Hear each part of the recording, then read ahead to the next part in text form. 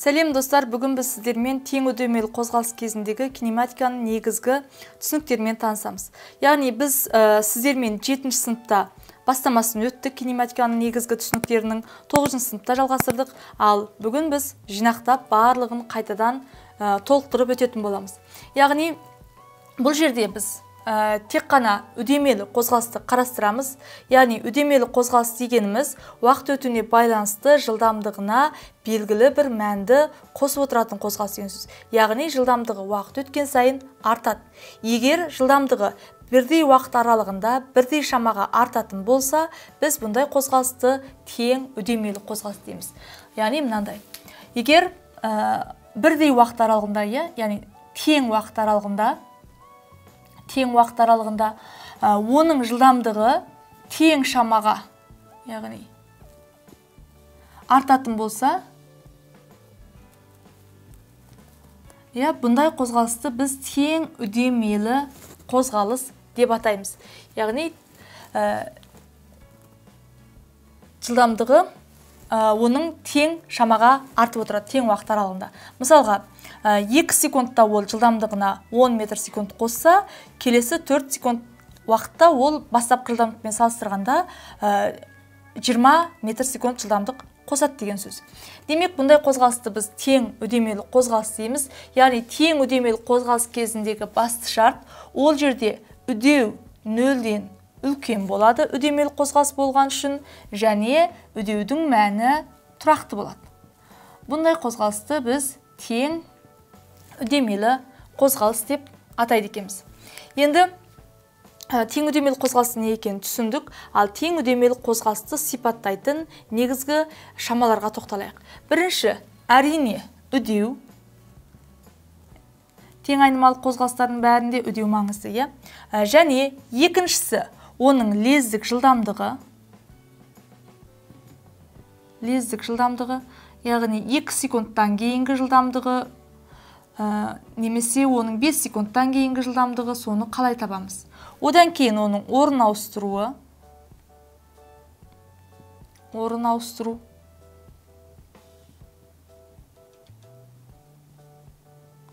Арғарай координатасы, яғни оның несі ол? Қозғалыс теңдеуі деген сөз. Енді біз үдеуді білесіздер, А әрпімен таңбалаймыз. Оның өлшем бірлігі 9-ші сыныпта өткенбіз метр бөлінген секунд квадрат. Яғни үдеу деп біз жылдамдықтың өзгеру шапшаңдығын сипаттайтын физикалық шаманы айтамыз. Яғни жылдамдықтың өзгеру шапшаңдығы болса, демек үдеу дегеніміз ол мына дельта В жылдамдықтың өзгерісінің уақытқа қатынасы деген сөз. Немесе ашып жазатын болсақ, соңғы жылдамдықтан бастапқы жылдамдықты азайтып, сол жылдамдықтың өзгерісіне кеткен уақытқа бөлсек, біз үдеуді таба алады екенбіз.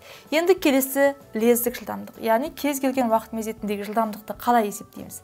Әрине, үдеудің формасынан түрлендіріп табатын болсақ, мына формуладан пропорция көбейтетін болсақ, А мен дельта Т-ны, яғни А көбейтілген дельта Т тең болады В азайту В0.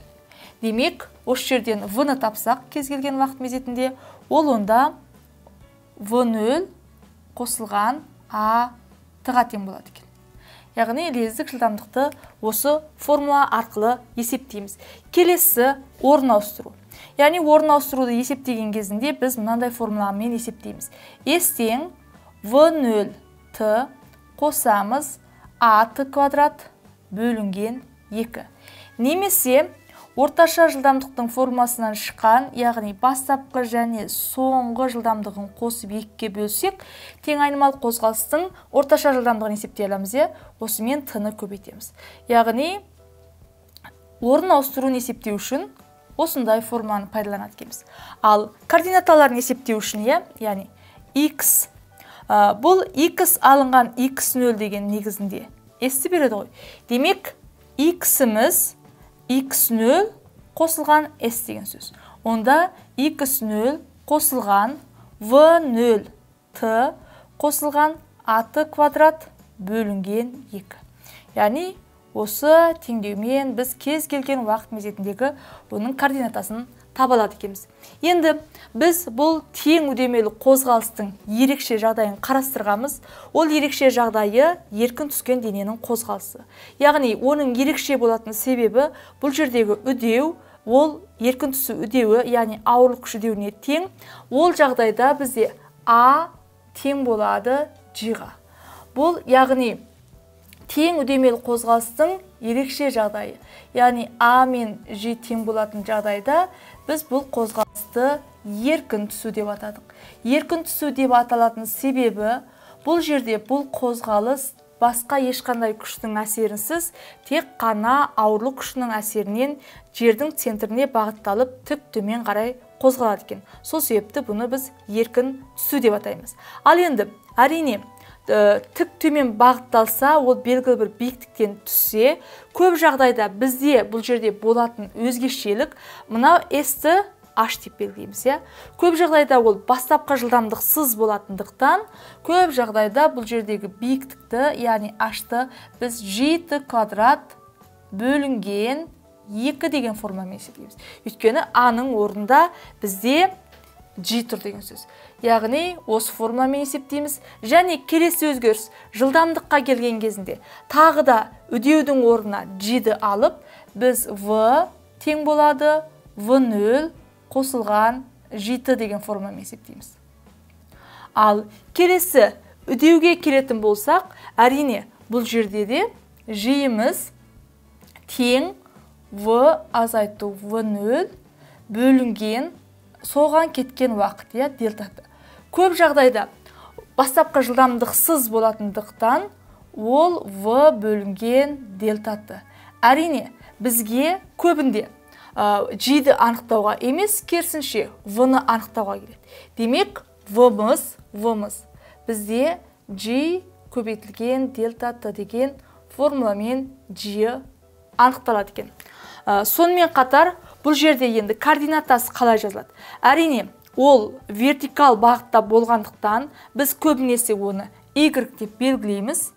Яғни Y ол тең болады. Енді ол тік төмен қарай қозғалып келе жатқандықтан, мысалға жаңағы Y өсі тік жоғары қарай ғой. Ал бізде денеміз керісінше төмен қарай түсіп келе жатыр, Яғни барған сайын биіктік не істейді? Азаяды. Демек, Y-іміз Y0-ден азайтамыз G-T квадрат бөлінген 2 деген формуламен есептелінеді екен. Яғни координатасы осындай есептелінеді. Балалар, бүгін біз осыған дейін 9 сыныпта және оған дейін өтіп келе жатқан тең үдемелі қозғалысқа қатысты, яғни кинематиканың негізгі түсініктерінің барлығын қайталады. Яғни ол жерде үдеу, қалай есептелінеді, лездік жылдамдығы қалай есептелінеді, орын ауыстыру қалай есептеледі және координатасын кез келген уақыт мезетіндегі қалай табамыз. Соған тоқталдық. Әрине, бұл жерде біз тең үдемелі X өсі бағытымен өткен горизонтал бағыттағы қозғалыс үшін бірінші жазған формулалар үшін, ал енді еркін түскен дене, яғни тең үдемелі қозғалыстың ерекше жағдайы үшін біз тағы оның өзгерген ауыспалы түрлерін пайдаланатындығын түсіндік. Балалар, бүгінгі тақырып сіздерге түсінікті болды деген ойдамын. Егер қандай да бір түсініксіз жері болса, осы видеоның астына пікір қалдырыңыз. Мен сіздерге жауап беремін. Келесі кездескенше сау болыңыздар.